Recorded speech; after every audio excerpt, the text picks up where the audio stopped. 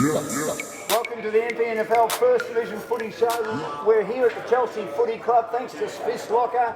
And it was a split round last week, but massive news, particularly off the field, with Pines coach Paddy Swain suspended for 7 matches, and that seemed to shock everyone, including the great man himself. We'll talk a lot about that on the show tonight. Is Germana running out of steam after a second successive home loss? Their conquerors, YCW, back in finals contention, and another poor last quarter from Edith Val Aspendale sees them fall to arch rivals Bomb Beach, and also back in contention to maybe be relegated for season 2020. My name's Dan Lonigan. Great to have Chris Holcomb with us. Welcome, Holcomb. Thanks, Dan. And Tony Blackman. G'day, Blackers. How are you? Yeah, really good, mate. Wonderful facilities here, Dan, aren't they? State of the art. Among one of the best in the competition, Chelsea, and it's great that we've got us here again tonight. Now, in regard to Paddy Swain, and that's been the big story of the week. I think it's disappointing. You think it is? Oh, 100%. In what way? Well, for the amount of games suspended. And don't get me wrong, I don't think that Paddy should have been in a situation to put himself into, and abusing an umpire and all that, I understand that. But to get 7 weeks for that, when my understanding is that the umpire lost control of the game, Holtz. Yeah, and right? And do you think that he deserves 7 weeks for that, do you? 100% no. That's No, a that's whole right. issue. That's a whole issue, because Yeah. everyone's looked at it, and you can't abuse umpires, And but I they've just agree with gone, that. they've completely overboard. Yeah. If I could just make a comment about that, I get the President's report from Pines every week. And Jeff Svigos wrote about the game, and he said that when he went out after half-time, I know that the incident Blackers Happened in and the Holtz first occurred quarter. in the first quarter. He said the atmosphere within the crowd was absolutely toxic. He said that the umpire seemed to have lost control. The crowd had lost control of the situation as well. My understanding, I think the two coaches also were emotionally overwrought. Yeah, and I said this last week, and my understanding was that Pat felt that the umpire had lost control of the game in the first 15 minutes of the game, and he should have been more up front and paid a few free kicks rather than let the game unfold, because that's what I got told. Well, the abusive language side of it is obviously not acceptable, No, regardless no. of what situation that the game's in and that. And I understand that, and I reckon Pat would agree with all that. 100%. But What's for a worse, fella, abusive or threatening? Oh, threatening, of course. I don't think that at any stage, my understanding is that at no stage did he ever threaten. He might have abused him and he might have used the F word, but I don't think at any stage he threatened him. Reading the President's report, the impression is that the umpire might have got confused that the threatening language could have come from the crowd, considering you're right on top of the game there at Regent's Park. I don't know, and I don't know too much of detail in the case, but I don't think, of course there was some form of abuse towards the umpire, or else it wouldn't have happened. No. But, I think we all agree with that. Yeah. It's just the severity of it that it's got everyone in an uproar. Yeah. But And for a fella like Paddy, who's been in the system for over 30 years, Yeah. he does so much for the local community, he does so much for junior development, and here's a guy, you know, fair enough, give him a slap on the wrist Yeah. and all that sort of stuff, but 7 weeks is beyond a joke. well, it's out of control for the MPNFL too, because it's an independent tribunal. They don't get a say on it. It just goes straight to them and away they go. We need to mention the appeal is next week, so Yeah. we've got to be a little bit careful what we say. But Paddy is obviously worried about what his contribution is to the community, what this will do to him. Being a school teacher, very well respected school teacher, heavily involved in running Auskick in the region, Yep. and also involved with V-Line as well. I mean, he's done a lot for the community, Well, particularly in the children's space, the kids space, the younger kids space, hasn't he? And he really has been down, and I've been in touch with him a couple of times, Yep. and I know that in the next 24 hours, courtesy of the AFL Players Association, he is seeing someone who's going to help him out and just talk him through some issues, which I think he Yeah. needs. And I applaud the AFLPA for that, That's a fantastic and thing. the AFL Coaches Association for that. I think the thing with Paddy can take out of it, because he'll get a lot of support from this because of the amount of work he's done in the community with the juniors, with everything around the place. Like I don't think it's going to tarnish his record or his legacy that he's going to leave the game down it'll here. tarnish his record, but probably not his legacy. Yeah. You know, that's the thing here. But Paddy's a great man. He's an honest man, and he's a very loyal and forthgiving person. And I think that it'll go to appeals, and justice will take its course. I texted a few people, and their reaction was, what? Wow, they couldn't believe it. That was all I got when I heard what had happened last week. Now, seeing he's got 7 weeks at the moment, as I say, the appeal is next week. He won't coach this week. No, this is what he can do as part of the suspension. Take training during the week, be part of team selection, address his players after the game. So he will be attending the game. What he can't do is provide instructions to players or coaching staff at any time during the game. During the game. No official capacity, i.e. runner, water boy, or stats. So that means no pre-game speech, no old school cherry picker hanging over the fence. No, none of that. No sitting around and giving signals to the coaches and make this move and the other move. Bish will take control this week, won't he?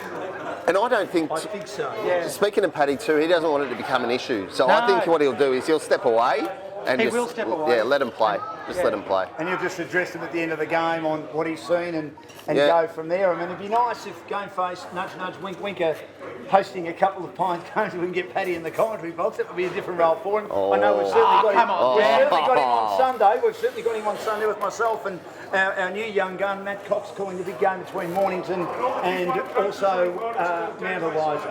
And all the coaches are invited to the GameFace marquee as well. So it's going to be a massive day on Sunday. Now, Dramana boys, are they running out of steam after a second successive home loss? Their next 6, Sorrento, Mount Eliza, Edias, Pines, Bond Beach and Mornington. Their last 5, 3 wins, 2 losses, but Blackers, as we mentioned, 2 of those have been at home, which for 2 years has been a fortune. Yeah, and I think, and I don't know for a fact, but I think something's happened at Dramana and they've probably got a few injuries to some key people. You look at their reserves, they're on the bottom of the ladder, they can't hardly win a game, so they don't have a lot of depth down there. So basically, I think that they've got 5 or 6 injuries, and their bottom 6 at the moment isn't strong enough to compete. That's correct, Tone. They have got a lot of injuries at the moment. Injuries? Yeah. Oh, okay. These are the injuries. Josh Bateman's shoulder, 1 week. Dean Wall back, 3. Sean Clark's shoulder for the season. Dan Gertz has had that hip. He's been out all year. They won't see him. Majok Puop, ankle injury, 2 to 3 weeks. Jay Hutchison, we may not see him again, 6 weeks knee injury, touch and Ben go. Holmes. Ben Holmes came back a couple of weeks ago, which they thought he would. Yeah. A veteran who played a lot of premiership. He went down straight down to full forward against Frankston Bombers. And he's out for a couple of weeks with a quad injury. And Jai Heap, an important member of the side, he's out for 4 weeks with an ankle injury. And many of those are important members of that side. Well, there's 8 injuries, and you put them back into the senior side, their depth is a lot stronger, and their seconds get a lot more strength. But at the moment, I think that they're having a bit of a lull. They've had a wonderful start to the season. It's the middle of the year now. We're coming to the run home.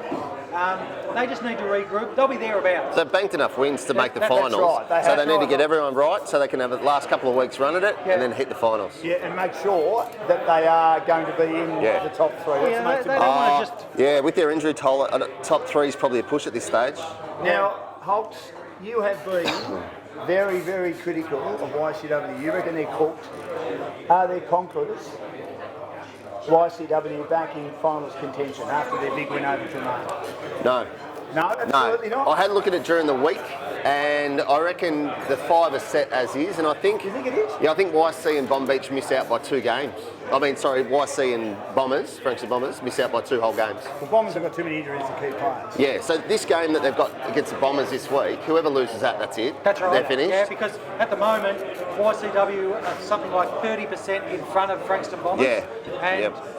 And then they're so if they go 4 points clear, it's 2 games, isn't it, Hogs? Yeah, they play 3 of the top 4 at the moment, so 3 of the top 5. So they've got Pines, Rosebud and Bomb Beach still to come. So it's not the easiest draw. No, but I think all of the sides on the run home, they play each other once. So yeah. Now, Lee Paholke from Sorrento says YCW were the best they faced. They kicked 15-5-95 in beating YCW a couple of weeks ago, 12-18-90. So they had 30 scoring shots, which is a better effort because their issue has been kicking goals this year. They kicked a few on the weekend, which helped their cause. That week, Dan, Lockie Street and Credlin both come back from Richmond. Chad Harris come back for Sorrento that game. So YC, apart from Kyle Hutchinson and Jake Lovett, they were probably at full strength. But if you have a look at YC last week, they're big guys. They did the job last week. So you got Hennis, Butlin, Hughes and Credlin all in the top 4 in the best. Yeah. So their big guys started to get on top. They'll always be competitive, but I think they've run out of smoke to make the finals this year. Well, they get Lovett and Hutchinson back this week, which will be very, very handy. Where there's smoke, there's fire, though, Dan, isn't there? Well, they've only won one of their last 5, and 2 of their last 8, but that was a good win on the weekend. Yeah, I think they should win this week. Now, another poor last quarter from Edith Asphodel. They did not score. Has seen them fall to arch rivals Bond Beach. They would have hated that, no matter where they are on the ladder, but it also puts them back in contention to be relegated. Mornington, they've got Mount Eliza, our match of the day on Sunday on GameFace. The run home for the Dogs, and they've got Corey Ash lining up for them for the first game this week. I spoke to his father, Darren. He rang me about another matter today, and But he would have got on the topic about Corey, though. About the fact that Corey wants to play a more attacking role. Well, that's what Bongo said last week. That's what Bongo said last week, and didn't then he? I asked the question to Darren. I said, what about playing in a premiership? He said, he's played in premierships. He played the number at Seaford. He gets an opportunity. Seaford, was that seniors at Seaford? Was that seniors at Seaford? That's what he said. No, one seniors. It would have been juniors. Yeah. That would have been 10 years ago. Well, that's right. Seniors, That count? Well, Did you play in a few junior flags with your Blackers? not at all. he played in a few. I just waited until I become You're late bloomer, He yeah? played a different role. But anyway, we'll see how he goes. But the run home for the Dogs, Mount Eliza, Bond Beach, Rosebud, Bombers, Sorrento and Dramana. Basically, they play similar teams on the run home. And for the Eagles, EDS, they've got Rosebud, Sorrento, Dramana. Probably won't win any of those, Dan. Bombers and Mount Eliza. This one's... EDS can win any of those. Well, they won't beat Rosebud, they won't beat Sereno. They beat Mount Eliza last time. Yeah, they won't beat Dramana. Mount Eliza are the one these two teams. I reckon they're the gets. I reckon that Mornington will be going this Sunday flat out at Mount Eliza. Yeah, and I think Mornington's a big chance this week. If Mount Eliza loses this week, that they fall within relegation zone too. No. The thing about No. Mount Eliza is they have a very good percentage.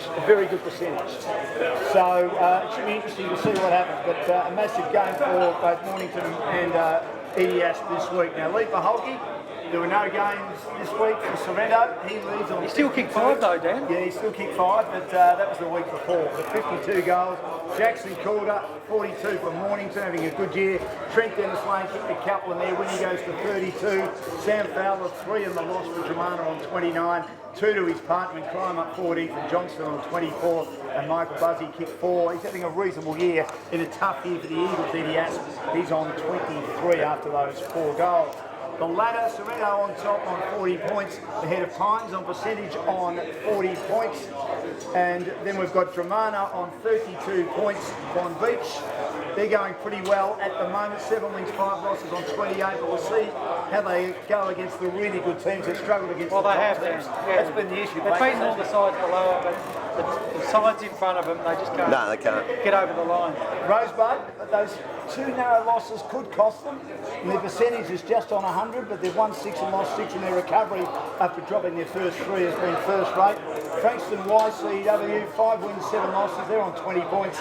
The Bombers are on 20 points with a terrible percentage. Mount Eliza on 16, Eddie Asp on 12. And Mornington with a big game on 8 points. So we thank all our sponsors, including Smith's Locker, Ambience Catering, for being part of our coverage tonight of the First Division, as we look forward to what is going to be a huge round of footy. Dramana and Sorrento. Dramana at home again this week, and well, I would have thought 3 in a that row. this was a fortress, but it's become a graveyard wagon. Yeah, it has. The boys talked it up, didn't they? 3 weeks ago, when they were spruiking that they haven't lost there for 2 weeks, I would have thought that this game, 3 weeks ago, I would have said Dramana would beat Sereno. That Sereno will be nearly at full strength, apart from the blokes who are unavailable. They'll be What do you reckon? They'll be full strength because the guys that aren't there. That's You right. The guys who are overseas. Overseas. You knew what you were saying when that was coming out. You knew it. Yeah, fair enough. I think Sorrento. I think Nick Corp's not there this week. I think he's overseas. Nah, Sereno will still win it. Pines at home to Bomb Beach. No Paddy Swain, of course, but they get a few key players back. Should be an interesting game. Scanlon back this week? Yeah, well, Believe so. yeah, but every time we back Bomb Beach in one of these games, they haven't got up. No. But the only thing that they have got going for them, Mitch Gent back from VFL, He's a Bailey, good player, isn't he? Bailey, Gil Renouf, they've all played the last few. They're out of favour with their VFL sides, so they're starting to get a solid Well, they're core. probably starting to get some of their A graders back into the side. That's a danger game for Pines. I still think Pines will win. Yes, so do I. Because they will still have the Paddy Swain style about them, even though mate, they're a good team. Regardless of whether out on the ground. They're a good he's there team. coaching. And influence during the match. Yeah. Frankston YCW hosting the Bombers. Big game. Match of the round. Yeah, just about the match of the round in regard to the importance. I mean, we've got the top 4 playing each other and 6 playing 7. It's a huge round, probably the biggest round of the season in First Division in the MPNFL. I think YCW will win. The Bombers injury list, key players, Longman out for the season. Northover. They've also got Northover gone for the season. He's been a bit sort of touch and go that he might come back, but definitely gone now. Blakey out for the season. Bowman 2 to 3 weeks with that finger injury, and Bo Mustard has been indefinite. My understanding too is I think that Harry Pryor is carrying an injury. Has done for a while. And mightn't play. He got a knock on the knee, and he's just been looking lame And since. he's had an outstanding first half of the year, Dan. Good player, Harry. Been playing well for Frankston. I saw Sam Fox on the VFL coverage on Channel 7 can play, and obviously he's a regular in the Sandringham side. I think Kingsbury will be back in this week though for Bombers. But I'll take. When we don't expect Bombers to win, they find It'll be a way. tight game. Yeah, I think YCW will win that. Rosebud and EDS. Rosebud at home will win that. They've just got to keep winning to play in the final. Too quick on the outside on the big ground. I think so. Yeah. And Mornington and Mount Eliza on Sunday. GameFace's match of the day. Looking forward to going down to Mornington. Is that your match of the day on Sunday? Is that the only game playing? It's the only game that's our match of the day. Isn't it like me in 2000 when I was described by the ABC as Australia's foremost European handball commentator? In fact, I was Australia's only European handball commentator because that's the only Olympic Games that Australia was involved in handball because they were the host country. They could be involved in every sport. This is huge. Yeah, Mornington will be having a crack. Yeah, they will. This is their chance to Shane get that Hockey win. be over this week? I don't think so. Nodell, knee out for 6 weeks. Baker, Season. Smith, broken leg, 3 weeks. Miller, a fitness test. McGowan, a fitness test. But Goose hopes both of those will be back, and Corey Ash, as we mentioned, will certainly be in the team. Well, boys, I think Mornington will win that. it's a cracking round, isn't Nice. it? I mean, if you have a look, you've just got key matches everywhere. Everywhere. It's probably the most important round of the season. All the selectors we've given, Yep. you probably wouldn't bat an eyelid if the team that you have not picked wins those matches. I That's why would, it's such Dan. a great round. I would. Yeah, well, I certainly would. I'm hoping, you know me, although I'll be telling you some good news a little bit later on. But anyway, that's our First Division Footy show for another week. Great to be here at the Chelsea Footy Club. It is a height of activity. We look forward to the footy. Don't forget our coverage on Sunday in First Division, Mornington and Mount Eliza. We'll have updates of the other matches on Saturday. Enjoy your footy and get your game face on.